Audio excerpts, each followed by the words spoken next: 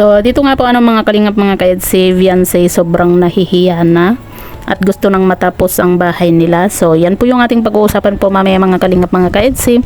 Pero bago po natin ipagpatuloy ang video ito sa mga bago pa lang po sa ating munting channel, huwag po natin kalimutang suportahan ang ama ng Kalingap Kuya Val Santos Matubang at Kalingap Rab. At paunawa panoorin po muna ang full video bago mag-comment para malaman ang nilalaman nito. So dito nga po mga kalingap mga kaedsi, sobrang nahihiya na nga po itong si Viancy at gusto na rin po niyang matapos yung kanilang bahay. Kasi nga po nahihiya na po itong si Viancy nga po. Kaya kung maalala nyo po mga kalingap nung napahinto po yung bahay nga po nila Viancy, di ba?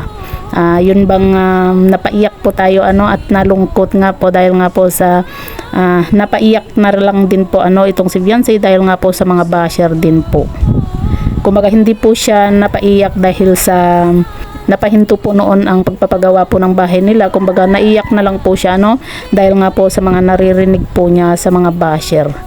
Kaya naman na itong si Viancy nga po mga kalingap mga kaedsi, gusto na po niyang matapos nga po yung pinapagawang bahay nga po sa kanila para daw po iba naman daw po yung matulungan nga po mga kalingap. Grabe napakabait po ni Viancy kasi talagang iniisip po niya yung iba.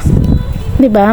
Kaya mas lalo pong hinahangaan at minamahal nga po itong si Viancy, lalo po ng mga sponsor nga po.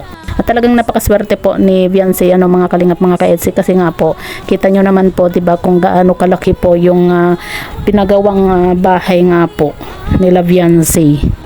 Napakaswerte po niya na nagkaroon po siya ng mga sponsor, 'di ba? Kasi yung pinapangarap lang po niya noon na kahit kubo-kubo lang, pero kita nyo naman po dahil sa pagmamahal po ng mga sponsor dito kay Viancy, pinagawan po siya ng napakalaking bahay at deserve naman po yun ni Viancy nga po mga kalingap. At ayun nga po mga kalingap, pansin din po natin dito kay Viancy na talagang nahihiya na rin po siya kaya naman gusto po niyang matapos na po yung pinapagawang bahay po sa kanila kasi nga po ang gusto po ni Viancy matulungan na rin po yung iba at mapagawaan na rin po ng bahay nga po yung ibang beneficiary po ni Kalingap Rab. Grabe nga po mga kalingap, kumbaga parang nanalo na din po ng loto nga po itong si Viancy dahil nga po sabi nga po ni Viancy kumaga may bahay na nandyan pa si Kalingap Edo, di ba?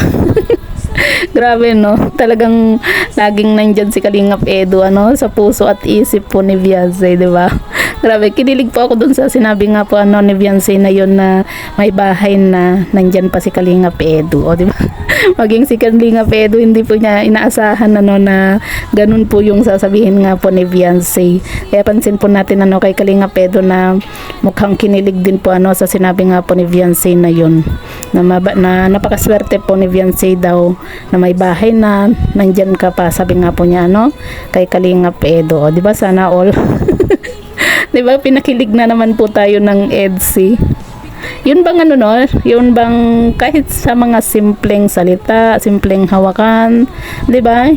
Talagang napapasaya po at napapakilig po tayo ng tambalang EDSI nga po Kaya naman talagang grabe, yun bang halos ito na po yung araw-araw na ginagawa natin yung panonood ng mga video po ng EDSI. Kumbaga ito yung yung gamot natin sa pagod. 'Di ba mga kalingap? Kayo po ba mga kalingap mga kaedsi? Ano po yung masasabi nga po ninyo sa video ito? I-comment nyo lang po sa ibaba at babasahin po natin isa-isa.